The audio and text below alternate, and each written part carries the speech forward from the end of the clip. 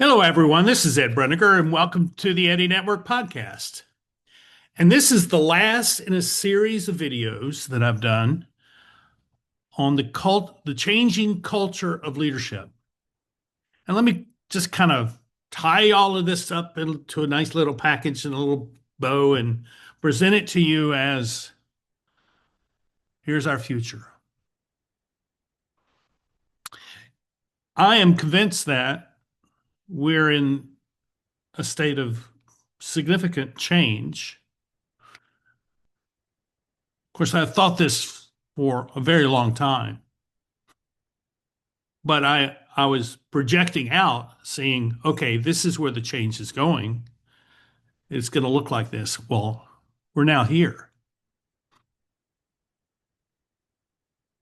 And it's exciting to me,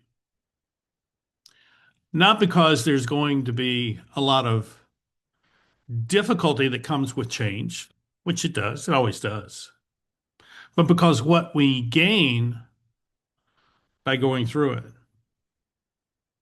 And I think the most difficult thing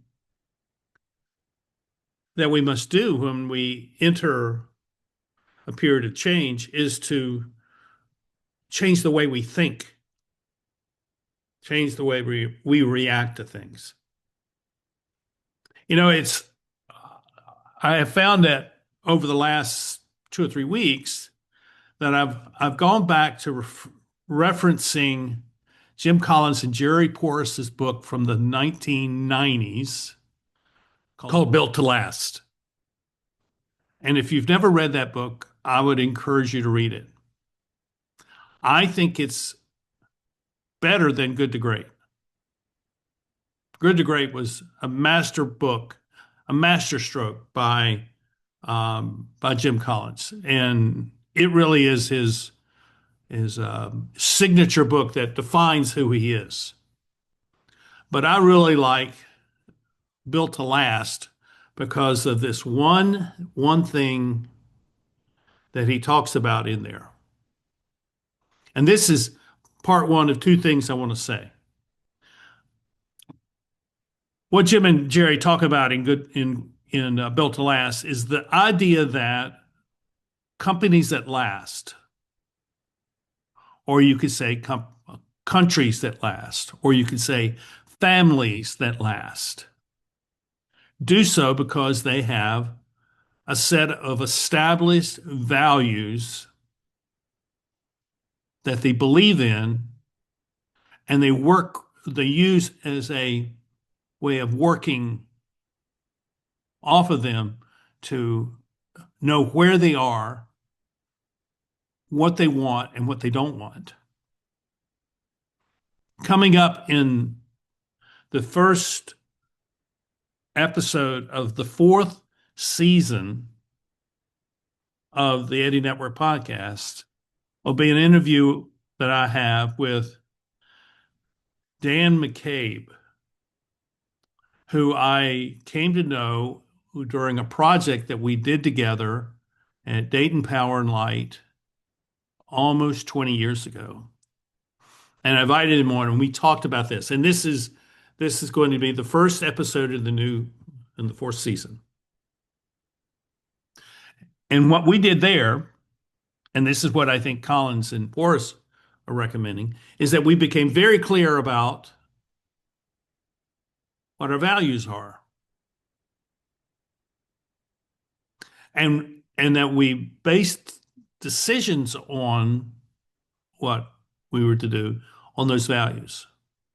And in the case of Dayton Power and Light, they took those values we produced a value statement, a team put together for me to work with. We put a value statement together, and then they took that value statement and built a training program for middle managers. They built a training program for middle managers to equip everyone at the lower echelons of the company to be leaders.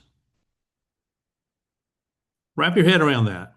How many of your companies are training your janitors to be leaders, training your receptionists to be leaders, training your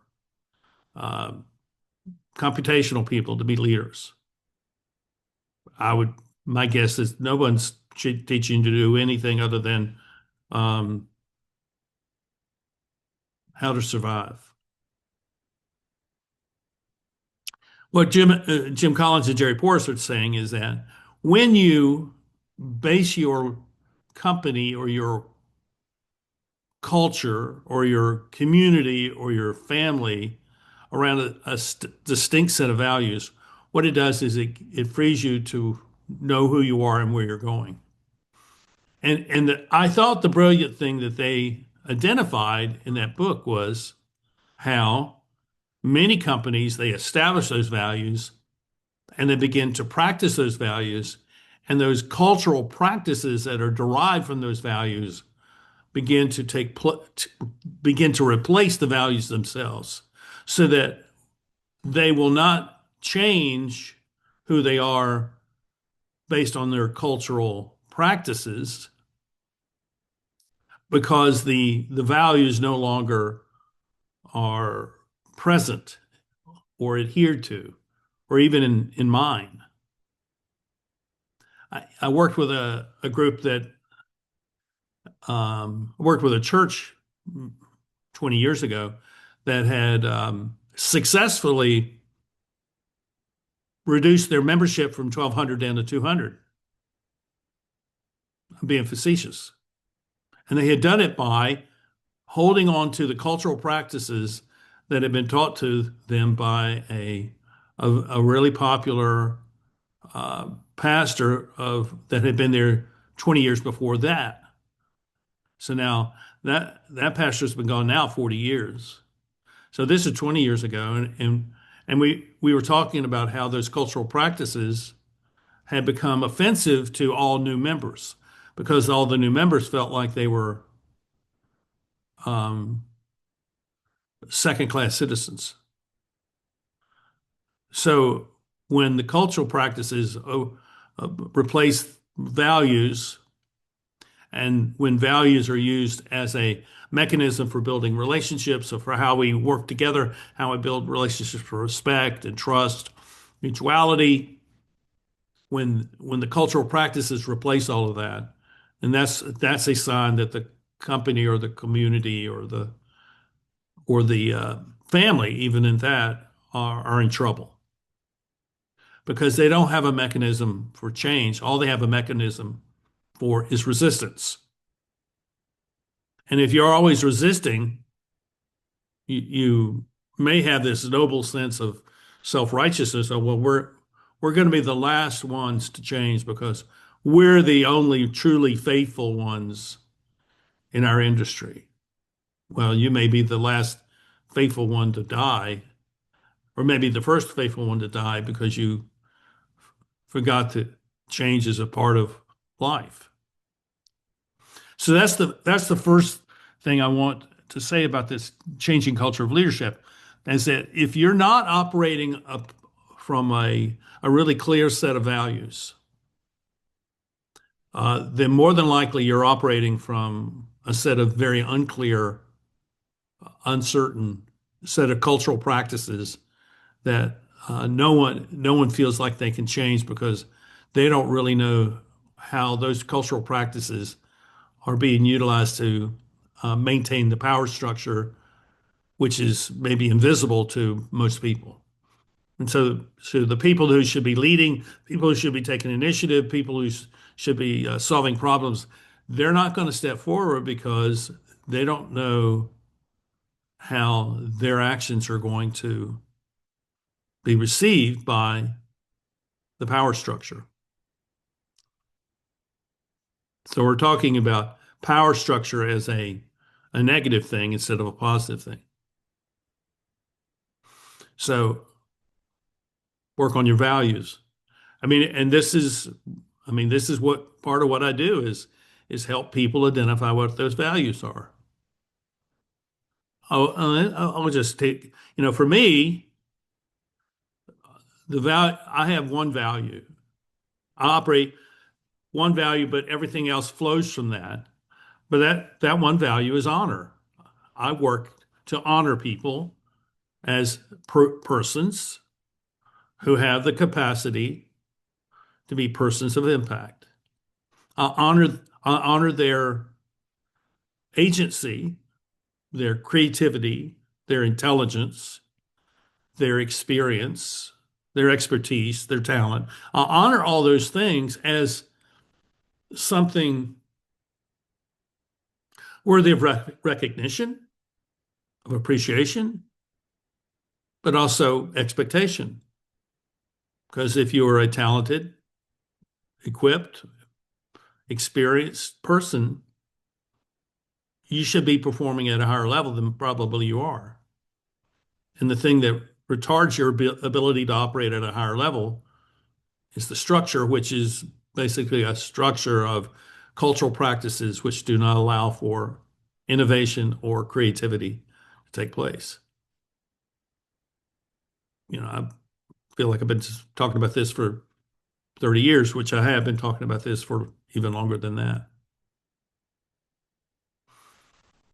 So, what I would also say is this.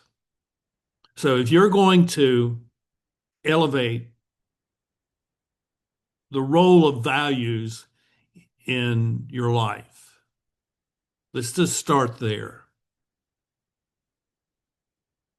The first thing you're going to need to do is a kind of inventory. And that inventory may not be easy to do because if you and I are having this conversation, what I'm going to ask you is this thing that you did, these different things that you've done, what are the values that underlie that action or that decision that you made? And so you will see if I'm asking you that question, it's because I see it. I see the question that needs to be asked.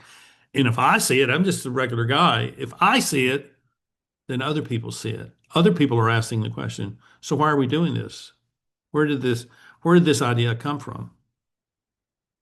And my guess is that there are a lot of people, or a lot of you, who are operating in a manner that you don't know why you do certain things. And you're just trying to survive to get to the next decision. And if that's true, then you're not helping yourself. I do not accept the notion that they're good leaders and they're bad leaders. I only accept that there are people who are underperforming because they have misunderstood who they are in the practice of leadership. Because if you think of leadership not as a role or a title, but you think of leadership as a way of being, a way of functioning, a way of acting, a way of making decisions, the way of expressing yourself through the things that you take initiative towards, and you're taking initiative to create impact that makes a difference that matters. You're taking initiative to create change. If you're doing all those things, then you're doing things that will have a positive effect. Even when you're doing hard things and you're having to let go people that you didn't want to let go, but it's really clear that it's time for them to go do something else and they need to be somewhere else. It all comes back to being really clear about your values and allowing those values to determine how you make decisions and where you go. It's at the heart of my little book, May Your No Be a Yes. And the no that you say, which is, I'm not going to do this, you're saying, I'm not going to do this because there is a positive value which undergirds my saying no. So the yes is the positive value. The no is, I'm not going to violate my positive value by doing this thing. And if you can learn to live that way, then you will find freedom, freedom to be yourself, and freedom to take action where before you were afraid to. And if you're afraid to, then it's because something external to you has invaded your mind, which says you have to act according to some script that has been given to you. And that's what I call well, in the larger picture, it's the spectacle of the real, but in the but in the details of that, it's choosing between a culture of simulation and a culture of reality. The culture of simulation, you're living according to someone else's script, and they're giving you a false sense of who you are, and they're doing that because that they can control you. And this is not necessarily just the media or some influencer or even someone that owns your business. It could be your spouse who is seeking to control you by setting up circumstances which you must comply with in order to maintain some kind of equilibrium in your marriage, which means that you're not operating according to a shared sense of values. You're operating according to a set of cultural practices which require you to comply with your partner's wishes. And if you don't comply, then you're castigated for it. I've seen this. I mean, this is a feature of the modern world. We want to control other people because we desire to have control and power. Let me actually show you what I mean by this.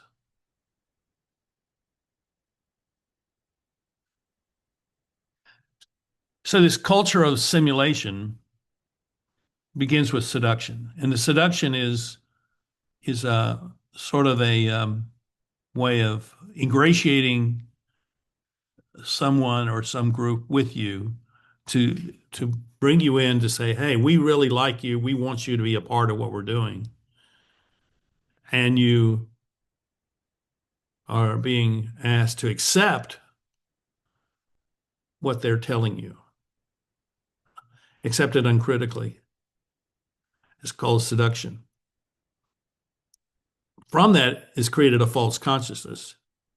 And you see this false consciousness in how a lot of the influencers on social media are telling us this is the way things are. This is what you must do. I was having a conversation about one person who um, does commentary on political intrigue,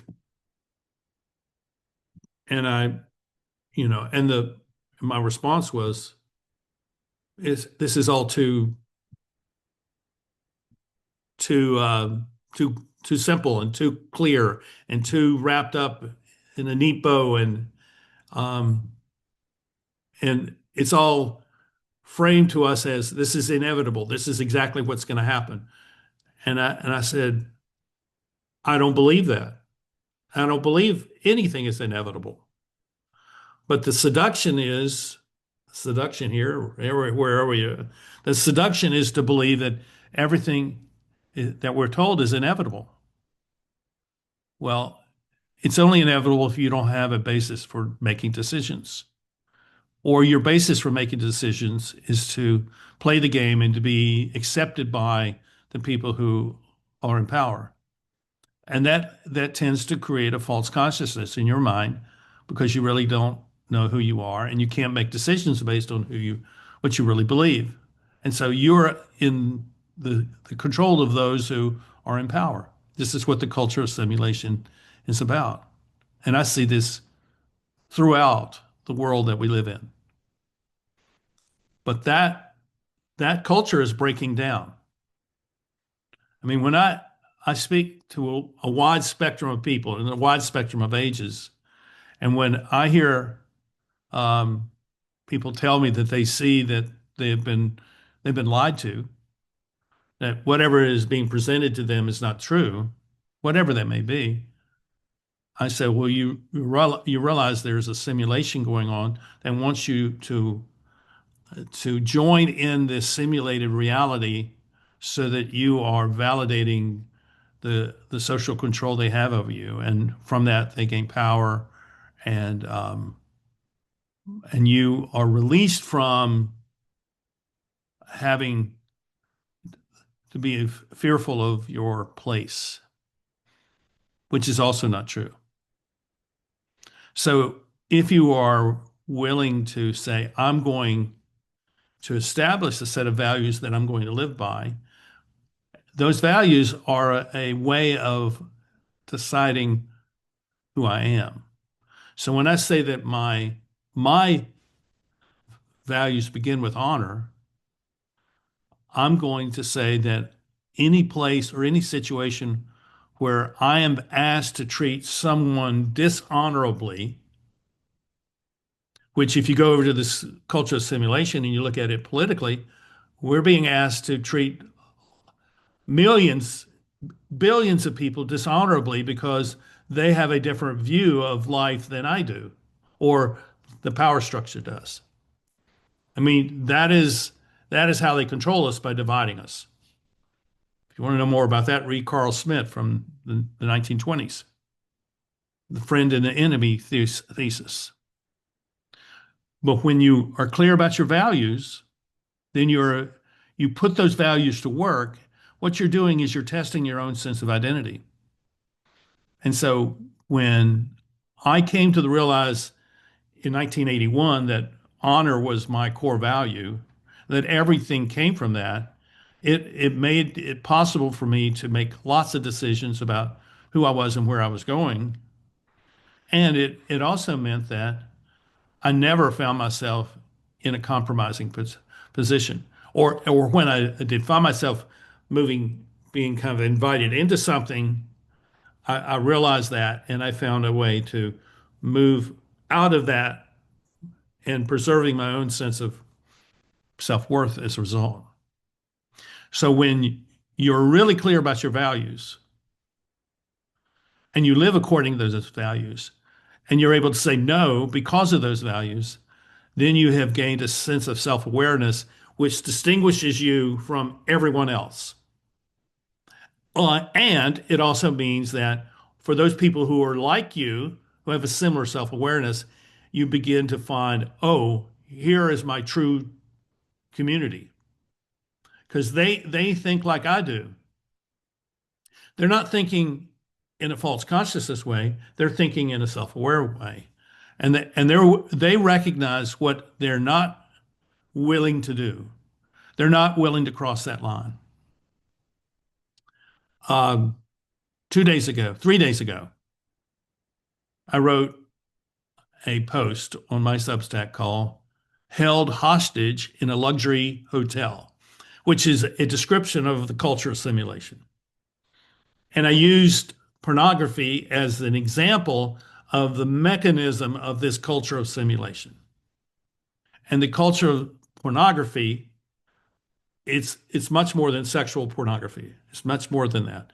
It's politics, it's entertainment, it's sports, it's religion. All these different cultural centers for us are treated pornographically from the standpoint that pornography is about defining oneself based on some image that we identify, and and pornography is used, the most powerful of those is sexual pornography, which defines us as sexual beings instead of human beings. And um, I hope you caught that little distinction. We're not simply sexual beings, we're human beings. And the dynamics of our human life is much greater than whether I am, I appear beautiful or virile or desirable, and I'm really good in sexual practices. Those really are not high level human traits. They're the low in some respects are lower than anything else because they're not building relationships of respect and trust and mutuality. They're actually relationships of transaction, treating people as economic avenues for my betterment.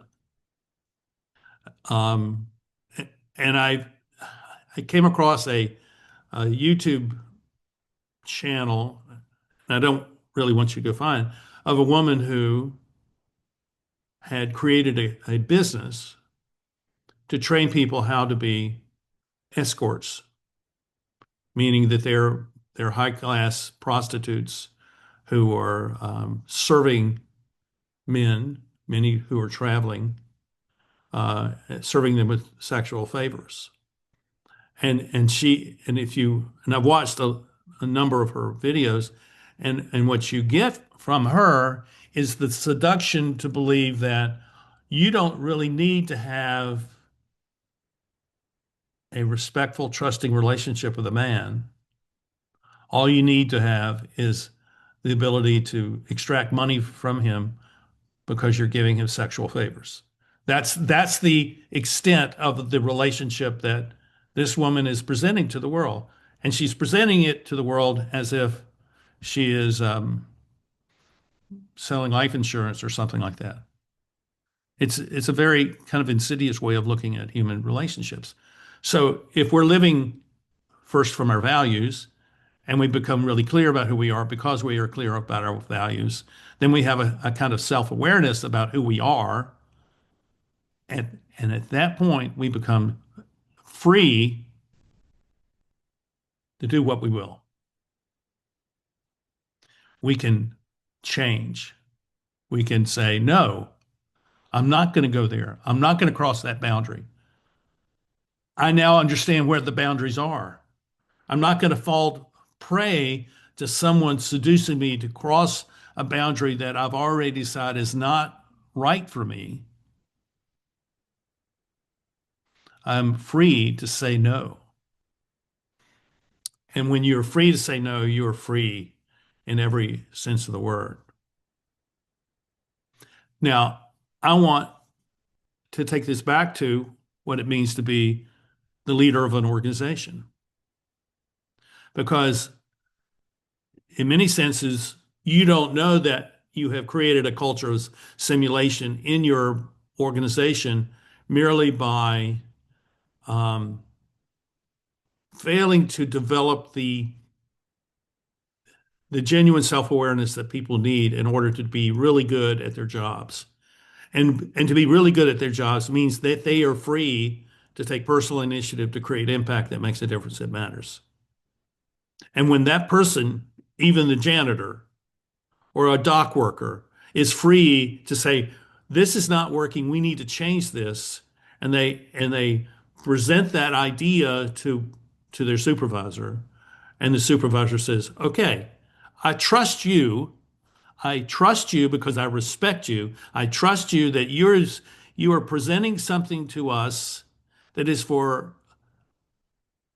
in the best interest of the company and the best interest of our clients, our customers, and the best interest of all the other employees. I'm going to trust that that's what you're presenting to us because this is the value that we place on you. And so then we can proceed from there. If you are that kind of leader in an organization, you're going to see your organization change dramatically and quickly. And it's going to change dramatically because you are eradicating the fear factor of of people not knowing where the boundaries are and not knowing what they're permitted to do. And so they will do less. They'll do the very bare minimum to avoid being fired when there is fear and mistrust and disrespect in an organization that is unclear about its values or their values are constantly in flux and they're never certain. Well, what values are we operating off today? So this is the changing culture of leadership because those organizations are everywhere. And and if you don't think that, you start asking people. I mean, I talk to a lot of people, and I ask these kinds of questions. Tell me about where you work, what's going on. And this is what I hear. And the people that work for you, if you're the leader, you have to understand that if you're not operating according to a set of values, your people are. That's what I identified when I came up with this phrase, this sentence about a persistent residual culture of values that persists because it resides in the relationships of the people. So this is the second thing I want to say. First thing is work on your values, make them alive, make them so good that you're able to say, no, we're not going to go there. And yes, we want you to practice initiative for creating impact. The second thing is values. And now the second thing is we need to develop relationships. We need these companies. We need our organizations. We need our communities to be structured according to relationships of shared values and shared purpose. And I mean, if this is your role, reaching clarity about how do we understand what is the goal or the purpose or the impact we want to have as a company or as a community. I see that these problems, the spectacle of the real, the culture of simulation, are everywhere because this is the final version of modernity. The modern world is not organized to be one of human flourishing. We talk about it, but we're talking about it as a way of as like an antidote to a disease. But we're not eradicating disease. We're just trying to find a way to get through. And I celebrate all of you who are very oriented around improvement. But the reality is that you're fighting an uphill battle because the the structures of these places that you work and you're serving are not changing. You may be creating a persistent residual culture of values that persist because it resides with the people. You may be doing that, but that's not a sustainable thing ultimately because people get tired. People decide, I'm going to go somewhere where my work will be honored and respected and supported and appreciated. And I know all of you who I know who work in this way understand that. So I'm coming back to say keep working on your relationships, but understand that if your relationships ultimately do not change the structure of the organization, then you're going to constantly be stuck in this culture of simulation where you're asked to believe in the company when the company may not deserve your allegiance any longer. I know that's hard to say, but why do you support a place that doesn't support you? Why do you support a place that actually doesn't appreciate what you have to offer to them? See, that's the culture of simulation. And you're supposed to believe in the simulation, but there's nothing to believe in. So this is the world we live in. This is the changing culture of leadership. Uh, Organize your values to unify the whole company, and then work at your relationships. And the relationships start with respect. When the CEO respects the janitor, when the CEO respects the dock worker, when the general manager respects the the mailroom person. I don't know if these are real jobs anymore, But the when the people within your company show you respect and appreciation and that they know you by name, then you may have a chance to change the whole. But until you build these relationships and until these relationships are really clear about what values are defining who we are as a company or who we are as a community, we're not going to be able to avoid some of the more cataclysmic aspects of the decline that we're in the midst of now. And what I'm saying to you, and this is my last thing I'm saying on this video. What I'm saying to you is whatever you have experienced as the way leadership and work and organizations function, say over the last 50 years, is not what you're going to find in the future. And if you can't change, then you need help. But you need to change. And when you can change by all these things I've described just in these last few minutes, then you will be able to see a hopeful future, a hopeful future for you. Because what you will find is a level of gratitude and appreciation for who you are. And if you don't find it where you are now, then the question is, why do you stay? Unless there's some kind of financial security that you require and it provides you for that, then that's maybe the next series of questions to ask, which is, what do I do when I can't leave and the company won't change? Maybe that's the next set of videos. I'd like to know what you think. I'd like to know what your experience is, because I see that this is a moment of inflection right now.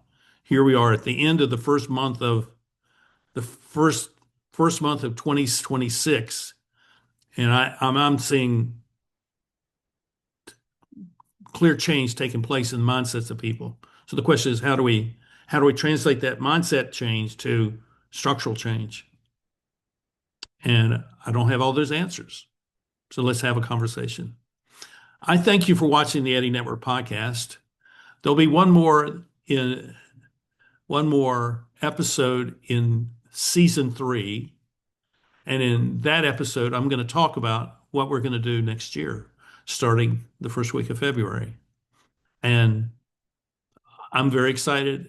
I thank you for watching. I thank you for sharing. I thank you for your comments. Um, and if you know people that you feel like I should be interviewing, please contact me so that I can send them an invitation. I'm not asking for you to tell me these are people that I have been influenced by, but I do not know. I'm only interested in the people you actually know. I'm interested in you introducing us. I'm interested in you fostering a new relationship between the three of us. Understand that. So that's what we'll talk about next time here on the Eddy Network podcast. And I thank you all. See you next time. Bye-bye.